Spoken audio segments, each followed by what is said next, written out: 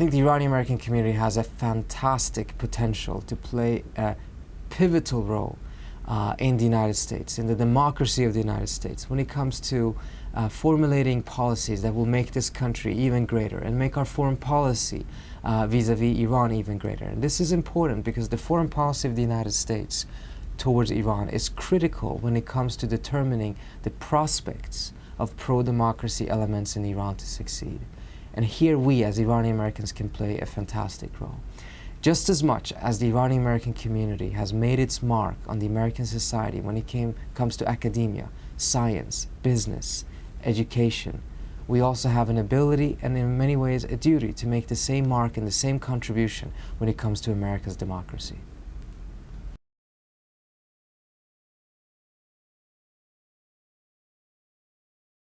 Through the support of the Iranian-American community, NIAC has been able to become a tremendously effective organization.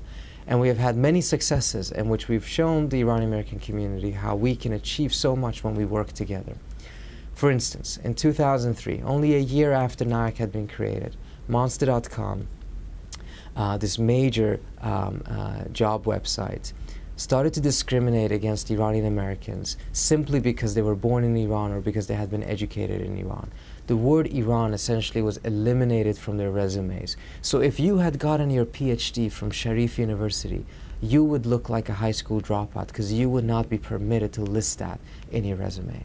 It took NIAC 48 hours, through the help of our membership, to approach the leadership of Monster.com. We had more than 2,400 emails sent to the board of Monster.com in 48 hours, and then we got a call back from them and they wanted to negotiate. And at the end of the negotiations, the discrimination policies that they had put in place were reversed. It was a major victory for the Iranian-American community, and it showed what we can achieve when we work together. A year later, the National Geographic started to use an alternative term for the Persian Gulf in their new atlases.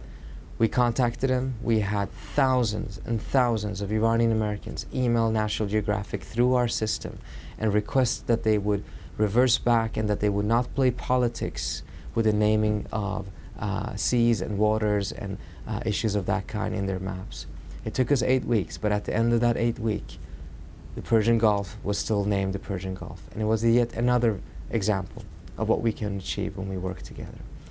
Down the road, we have even more successes. When Don Imus, on his famous radio show, said that he was sorry that more Iranians had not been killed in a plane crash in Dubai, we contacted him, and the very next morning, he apologized to the Iranian-American community 3 times on air, live, because we approached him in a sensible manner and we showed him how erroneous his statement was, and he listened to us and he apologized. Jane Harman made a comment at an APAC conference saying that the solution to the Iranian challenge is to divide up Iran according to its ethnic groups, essentially calling for the Balkanization of Iran, the same type of warfare that we have seen in Iraq and as we saw in the former Yugoslavia. We contacted her immediately. Our members contacted her immediately, and within 24 hours we were negotiating with her office, and at the end of it, the Congresswoman came out with a retraction, making it very clear that she would not make statements of that kind again.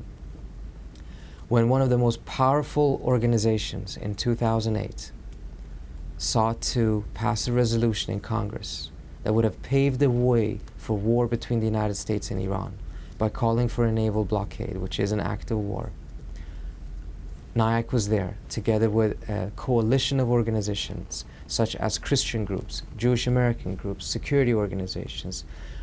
We worked together and we managed to stop that resolution from being passed. And it was probably the last chance for some of those in the Bush administration who wanted to start a war, and we made sure that that chance was lost.